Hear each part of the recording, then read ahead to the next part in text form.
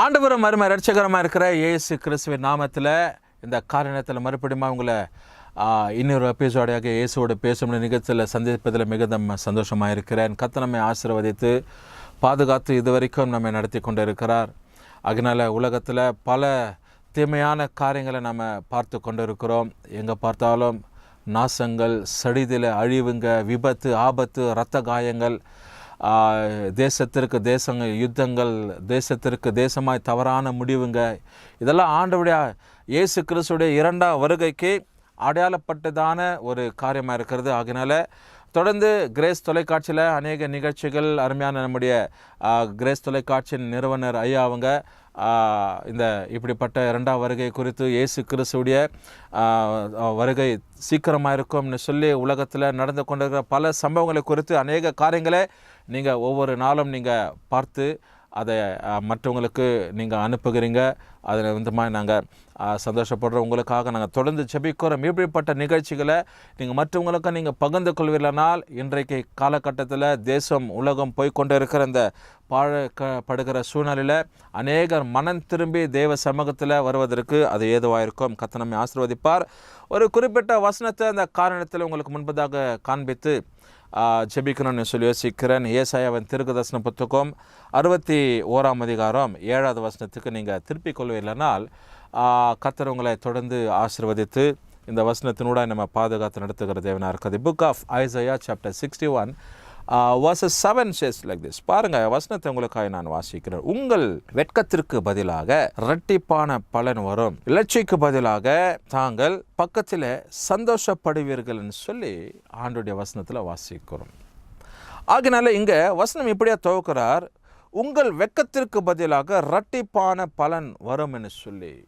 My dear brothers and sisters, so once again I greet you in Jesus' mighty name. So the Bible says in chapter 61, the book of Isaiah, verses 7. So for your shame ye shall have double, and for confusion they shall rejoice in their portion thereof. In the land they shall pass the double, everlasting joy shall be unto them, the Bible says. என்ன கருமையானவர்களே, இந்த கால நேரத்தில் இந்த வசனத்தை கவனித்து கொண்டு இருக்கிற உங்கள் வாழ்க்கையில் ஆண்டவர் சொல்கிறாரு, வெட்கத்திற்கு பதிலாக இரட்டிப்பான பலன் வரும் என்று சொல்லி. டபுள் போர்ஷன்ஸ் ஆஃப் பிளஸிங்ஸ், இரட்டிப்பான பலன். ரெண்டு அநேக காரியங்கள் ரெண்டு குறித்து நாம் யோசிப்போம். அநேக விதத்தில் நம்ம பார்த்துருக்கோம். இரட்டிப்பு, இரட்டத்தனை. ஆண்டவர் பாருங்க, அநேகர வேதத்தில் நம்ம வாசிக்கப்படும் போது இரட்டத்தனையான ஆசீர்வாதத்தை கொடுத்திருக்கிறார். Double portions of blessing were obtained of by many people in the Bible, we can see as an example. அநேகர் இரட்டிப்பான ஆசீர்வாதங்கள், இரட்டிப்பான நன்மைகள் தேவன் கொடுப்பாரனால் ஒரு மனுஷனுக்கு அவர் இரட்டிப்பான நன்மை தான். அவர் இடிக்க வைத்து மனுஷன் இன்னொரு மனுஷனை இடுக்கி ஆசீர்வதிக்கிறான் பாரு.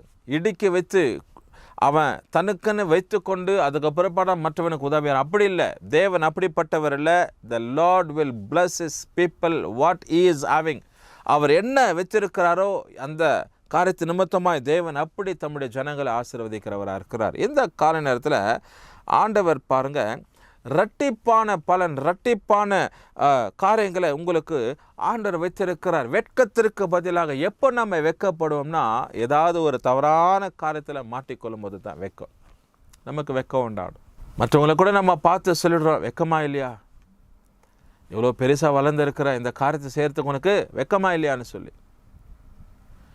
இல்லை, பெண் பிள்ளைங்க குறிப்பாக அவங்க சாதாரணமாக இயல்பாக வெட்கப்படுவது உண்டு.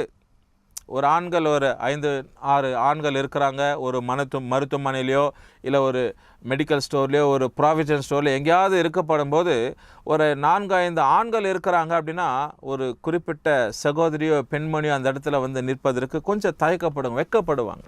ஒருவேளை அப்படி போல தான் இங்கே நம்முடைய வாழ்க்கையில் வருகிற வெட்கமான ஒரு காரியம், அவமானம், ஏதோ ஒரு காரியத்தில் நாம் அப்படி விழுந்து போயிருக்கிறோம். இப்படிப்பட்ட சூழ்நிலேருந்து ஆண்டவருடைய வசனத்தில் ஆண்டவர் நம்ம பார்த்த அந்த காரணத்தில் சொல்கிறாரு, உன்னுடைய வெட்கத்திற்கு பதிலாக இரட்டிப்பான பலன் வரும்னு சொல்லி. அதனால தேவன் தம்முடைய பிள்ளைகளை நடத்துவார், ஆசீர்வதிப்பார். அவர் இரட்டிப்பான காரியங்களை கொடுத்து தான் ஆசீர்வதிப்பார், தவிர அதில் எந்த விதமான மாற்று கருத்து கிடையவே கிடையாது. அதற்கு கீழே நம்ம வாசிக்கப்படும் போது இங்கே சொல்லப்படுகிறது, லட்சைக்கு பதிலாக தாங்கள் பக்கத்தில் சந்தோஷப்படுவார்கள்னு சொல்லி. லட்சைக்கு பதிலாக தன் பாக்கத்தில் என்ன பண்ணுவாங்க? சந்தோஷப்படுவாங்க.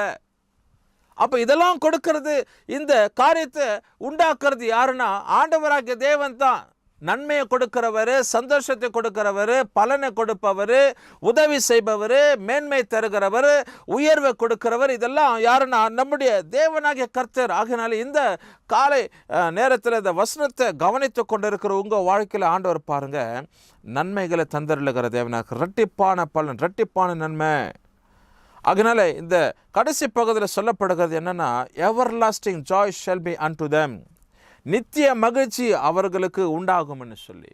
யாரெல்லாம் இந்த நன்மைகளை தேவனிடத்திலிருந்து பெறுகிறார்களோ, யாரெல்லாம் இந்த இரட்டிப்பான பங்க உடையவர்களாக இருக்கிறார்களோ, அவங்க வாழ்க்கையில் ஆண்டவர் என்ன செய்கிறார்னா, நிரந்தரமான எவர் லாஸ்டிங் நித்திய மகிழ்ச்சி. ஒரு மனுஷன் எடுத்துக்கொள்ள முடியாது. நித்தியம்னா அவ்வளோதான், கொடுக்கப்பட்டது தான். No man can take it back. அதுக்கு விரோதமாவோ அதற்கு தடையாவோ எந்த மனுஷியும் நிற்கவே முடியாது. இந்த கால நேரத்தில் ஆண்டவருடைய கரம் பாருங்க, நம்ம எல்லா விதத்திலும் பாதுகாத்து நடத்துகிறவராக இருக்கிறார். ஆகினால நித்திய மகிழ்ச்சி அவர்களுக்கு உண்டாகும்னு சொல்றார் ஆண்டவர். நித்தியத்தின் காரியங்கள், the everlasting things will be happen. The everlasting joy will be fulfilled. The everlasting joy will be fill your hearts or fill your hearts. இருதயத்தை நிரப்பான்.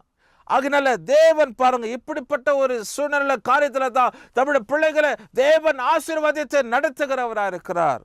ஆகினால இந்த ஏசாயா 61ஆம் அதிகாரத்தை நீங்கள் முழுக்க இதை வாசித்து இது முழுமையான காரியங்களை நீங்கள் அடைந்து கொள்ளும்போது, இந்த காரியங்களை நீங்கள் தெரிஞ்சு கொள்ளும்போது, இதில் ஆண்டவர் நமக்கென்று வைத்திருக்கிற இந்த ரகசியமான காரியங்களை, இந்த உன்னதமான ஆசீர்வாதமான காரியங்களை நம்முடைய வாழ்க்கையில் பெற்றுக்கொள்வதற்கு அது ஏதுவாக இருக்கும். அதனால் இங்கே வசனம் சொல்ல, உன் வெட்கத்திற்கு பதிலாக இரட்டிப்பான பலன் வரும்னு சொல்லி கடைசியில் சொல்லப்படும் நித்திய மகிழ்ச்சி அவர்களுக்கு உண்டாக்கும். கர்த்தர் நம்மை ஆசீர்வதிப்பார். நம்ம ஜெபிக்க போகிறோம். நல்ல பிதாவே, நித்திய மகிழ்ச்சியை தருகிறவர், இரட்டிப்பான நன்மையை தருகிறவர் நீர் ஒருவரே. அன்பு கரத்தில் ஒப்பு கொடுக்கிறோம் ஐயா. கர்த்தருடைய ஆசீர்வாதங்கள், கர்த்தருடைய தயவு, ஆறுதல், இரக்கம் இந்த பிள்ளைகளோடு கூட இருந்து இந்த நிகழ்ச்சியை பார்த்த இந்த பிள்ளைகளுக்கு எல்லாருக்குமாய் ஒரு பெரிய ஆசீர்வாதத்தை உண்டாக்குவீர். இந்த கால நேரத்தில் ஆண்டவர் இயேசு நாமத்தில் ஜெபிக்கிறோம் நல்ல பிதாவே, ஆமென். கர்த்தர் நம்மை ஆசீர்வதிப்பார்.